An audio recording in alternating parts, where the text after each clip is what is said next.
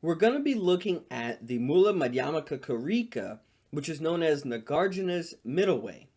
This is the foundational text of the one of the philosophical schools of the Mahayana branch of Buddhism, known as Madhyamaka philosophy. And it is written by Nagarjuna, who lived in India from roughly 150 to 250 CE. This text is an interpretation of the Buddha's teachings, although, of course, what they would argue is that they're just trying to interpret it correctly, right? So it's not that Nagarjuna is trying to offer a different interpretation, but what he's really trying to do is say, look, you people like the Abhidharma Buddhists, you have interpreted the Buddha wrong, and you need to stop doing your systematic metaphysical philosophy. You need to stop system building because you're not understanding the teachings of the Buddha. So this is mostly taken as an internal Buddhist critique, a critique of the way in which Buddhism is understood. Of course, it has implications beyond that, though, as well. So we can begin with an analysis of the self, a recap of how it is that the self is an important aspect of the goal of achieving liberation from samsara, right? The cycle of reincarnation and ultimately suffering. So if it were the case, of course, right, that the self were the skandhas, the physical body, consciousness, and so on, the self would participate in coming to be and passing away, right? This would mean that selves are constantly coming into and out of existence. One, in the same way that, of course, the skin cells die and new ones come into existence. So it would say, well, there are many different selves over time, and not one self subsisting throughout time. But also, it would mean that, you could not have a sense of self that is, subsisting or one and all the same, like, Brahman. But two, there is no self distinct then, though, from the skandhas, because when we analyze the self, we never find anything outside of the five skandhas. It's never grasped in our experience of persons. Well, if the self cannot be the skandhas, but there's also no self distinct from the skandhas, then this means that there can be no self. This sense that there is a self arises because we appropriate things as being I, or as somehow related to me, distinct from other things, right? That are truly something subsistent. In the same way that I think of myself, Austin, in certain ways, that commits me to treating the entire world in certain ways that correspond to the appropriation or belief in the sense of self. Now, this, of course, leads to suffering, so liberation occurs by ridding oneself of the sense of self. Now, there are two different answers here that we're going to look at as to what it is that is the reality that falsely appears as if it included a self. Now, the Abhidharmas argue that reality is just the impermanent, so they only last for a moment, impersonal dharmas. So what they argue is that the only things that are metaphysically empty are wholes. So all wholes, like a person metaphysically empty, doesn't exist. Same thing with a chariot and so on. The only thing that exists are the dharmas. By Dhyamaka Buddhism, here what Nagarjuna is arguing is that there are no such things as dharmas. They do not exist. That all things are metaphysically empty. That when the Buddha said there is no self, when the Buddha said that things are empty, he literally meant things are empty. All things. This is the difference, where Abhidharma tries to make sense of emptiness by arguing, well, there must be some basic, parts that exist that make possible everything else. Madhyamaka says, no, all things are empty. They're going to take emptiness seriously. And we're going to see what that looks like.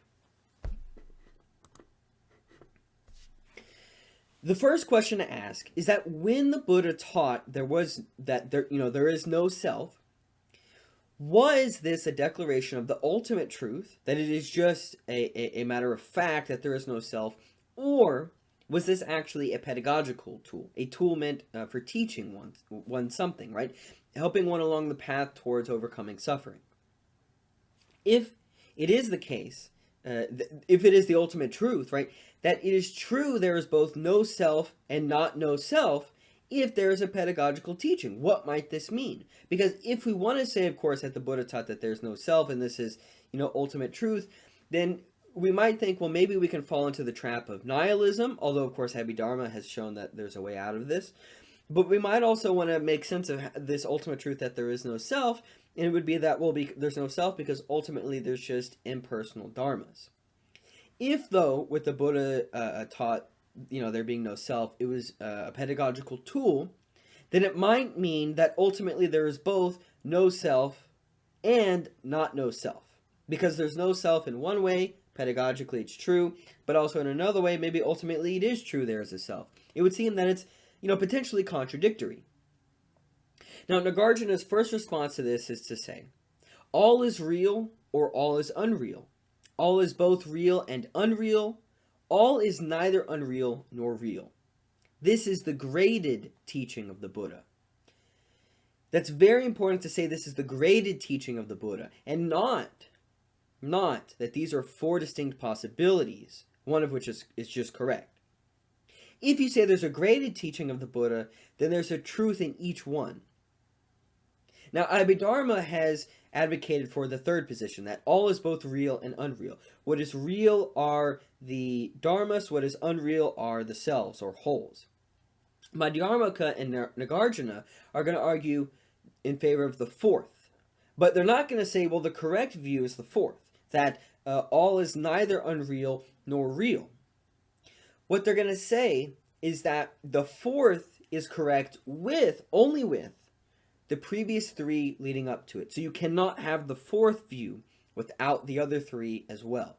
In a way, it's almost like a dialectical process where you take, on the one hand, okay, all is real. There are selves. And there are parts that make it, the skandhas are real. All is unreal. There are no self, there are no skandhas. All is both real and unreal. There are dharmas, parts, fundamental parts, but no wholes. So no persons.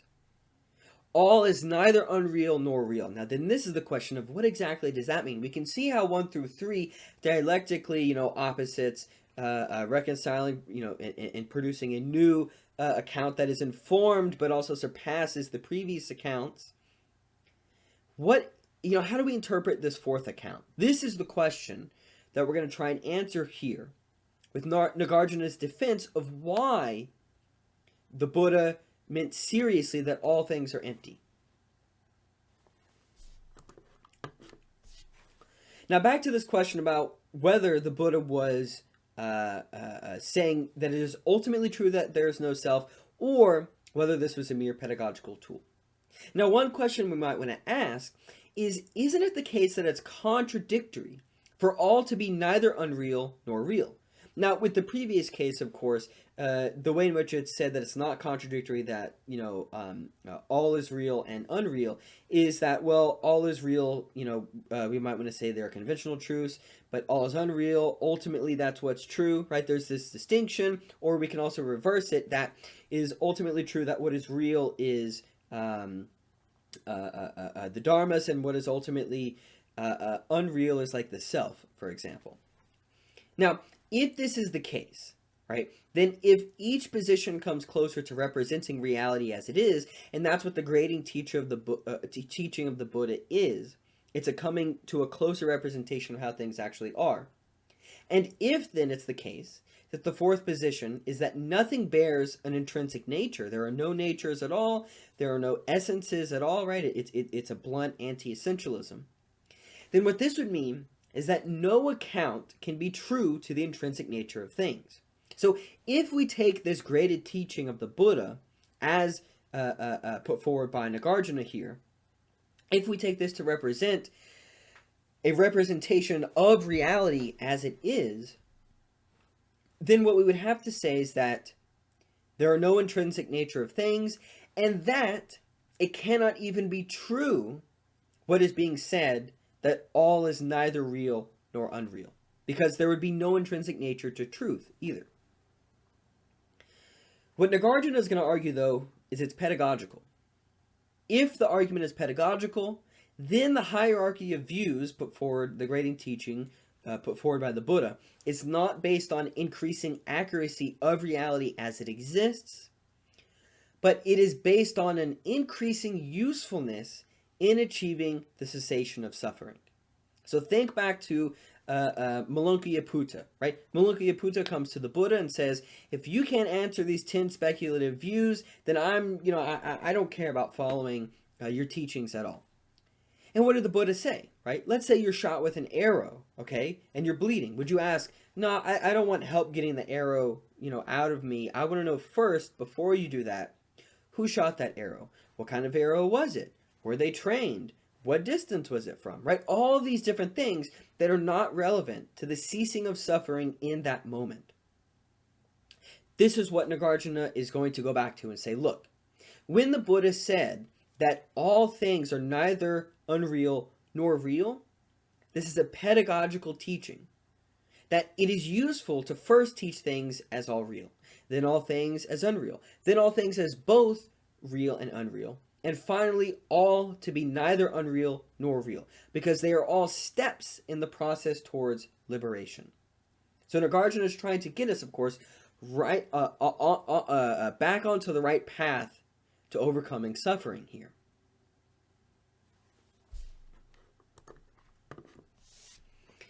Okay, so here's an objection that the Abhidharmicas could put forward. If, right, Madhyamaka Buddhists like Nagarjuna want to take seriously this doctrine of emptiness, if all things are therefore empty, then it would seem like there's nothing that is ultimately real. And if nothing is ultimately real, this would include the origination and destruction of suffering. There would never be suffering at all, because suffering is ultimately not real. The argument works like this. If all is empty, there is neither origination nor cessation, because, of course, if all is empty, there's nothing to originate. So if there's nothing to originate, there's nothing to cease existing. This would mean comprehension, abandonment, practice, and personal realization are not possible. These are all, of course, the Four Noble Truths, right? Comprehension of the fact that, all things are suffering. The second noble truth, abandonment. So the cause of this is desire, and so you have to abandon desire. This can be done through practice, and then this is, of course, achieved by the Eightfold Path, right? So through this kind of realization. Well, again, if nothing originates nor ceases to exist, then none of this is possible because no suffering originates, so there's no comprehension of all being suffering.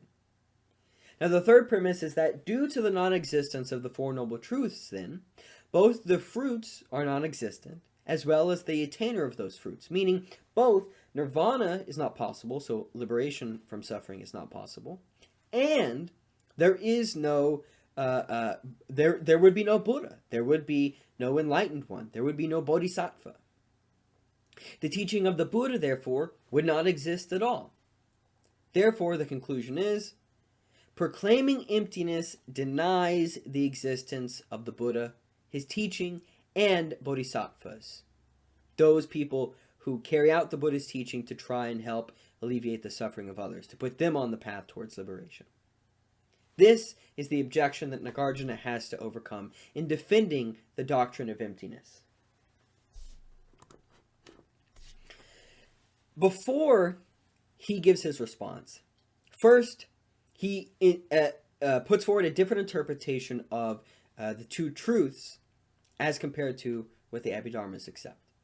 So first, the Madhyamaka interpretation of conventional truth is that conventional truth is a set of beliefs that ordinary people use in their daily conduct.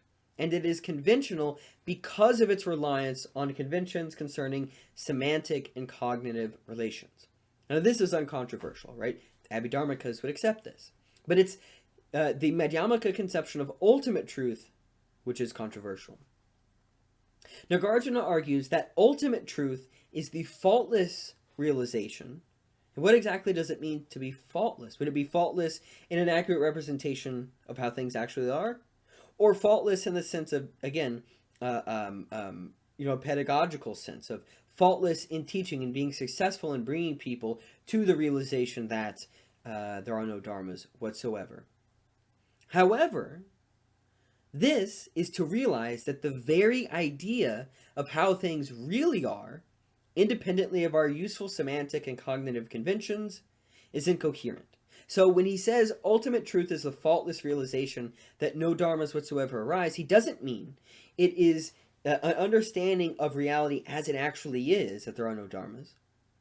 It's a matter of teaching, an understanding of how this truth is useful. And the reason why this can't be the case, that when he says faultless realization, that it is a absolutely correct representation of reality, is because the way in which we come to represent reality is through using language. And language is in its nature conventional. That means any account of reality whatsoever is incoherent. It can't be an accurate account of reality, because you would be using conventional truth to try and argue that that is actually ultimate truth. What does this mean? The ultimate truth is that there is no ultimate truth. The ultimate truth is that there is no ultimate truth. Again, this seems logically contradictory if it's an account of the fact of the nature of truth. If instead we take it to be a pedagogical tool, right, this idea that the ultimate truth is that there is no ultimate truth, then it's not logically contradictory. Then it has a different intention and different consequences as well. And I think it's important because of this to see again this, Nagarjuna embracing this as a matter of pedagogy, that he's not embracing ontological nihilism. So he's not claiming that nothing whatsoever exists. He's not claiming that that is the accurate view of reality. It's something different. So here we can then look at his reply to the Abhidharmicas. For Nagarjuna, taking dharmas to be the ultimate truth is incoherent because dharmas can only be conventionally true. Why can they only be conventionally true? Perhaps for two reasons. One reason is that it might be useful. It might be useful to suppose that there are dharmas in order to make sense of experience. But if that's the reason, is because they're useful, well, that coheres with the definition of conventional truth. It's useful. It works. The other reason is that it still depends on the use of language to make sense of dharmas, which means all you're using is conventional tools, and you can never get to the ultimate truth by using mere conventional means, because conventional means are always focused on a means to an end, and not necessarily an end as an accurate representation in and of itself. Furthermore, Abhidharmicas are wrong, and they actually prevent people from achieving liberation from suffering. The reason is that if there are dharmas, so if there are things with intrinsic nature, then, first, suffering cannot originate in dependence on causes and conditions. Right? So what he's going to do is turn the tables on the exact criticism that Abhidharma gave to Nagarjuna. Nagarjuna is going to turn the table on the Abhidharmicas and show them actually everything you claimed about Madhyamaka Buddhism is actually true for you, not us. So if there are dharmas, then suffering cannot originate in dependence on causes and conditions. This means causal relations cannot exist, undermining the doctrine of dependent origination, right? Such that suffering due to impermanence cannot exist. The reason is there are things with intrinsic nature. If there are things with intrinsic nature, they don't depend on external causes. If they don't depend on external causes, they don't arise dependently. That would mean not all things are impermanent. Because of this, there would be no suffering arising due to impermanence. Suffering would therefore be eternal. If there's no suffering that arises due to impermanence, but suffering exists, and it exists because dharmas exist, well, then suffering would be eternal because dharmas are eternal. You can't get rid of them. That means there's no cessation of suffering because suffering is eternal. If that's the case, no path to nirvana can exist. And if no path to nirvana can exist, well, then what's the use of ascribing to the Abhidharmica view?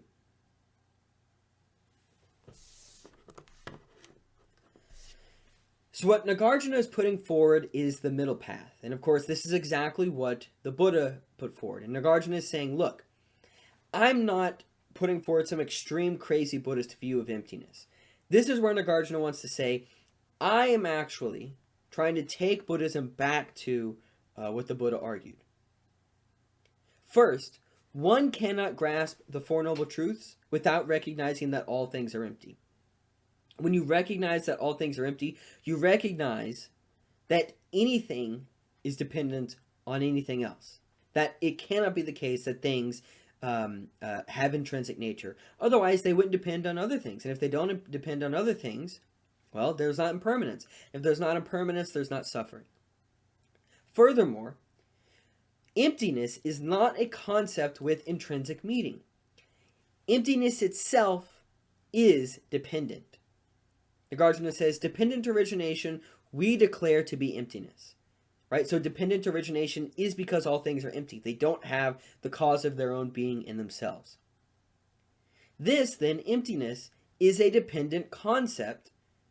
Just that is the middle path.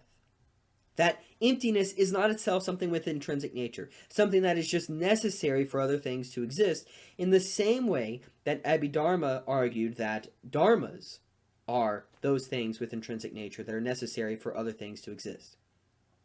Emptiness is dependent on causal factors just as much as anything else. So in this way, emptiness, the concept of emptiness, is no more than a useful way of conceptualizing experience. And it is useful because it allows one to let go of all views.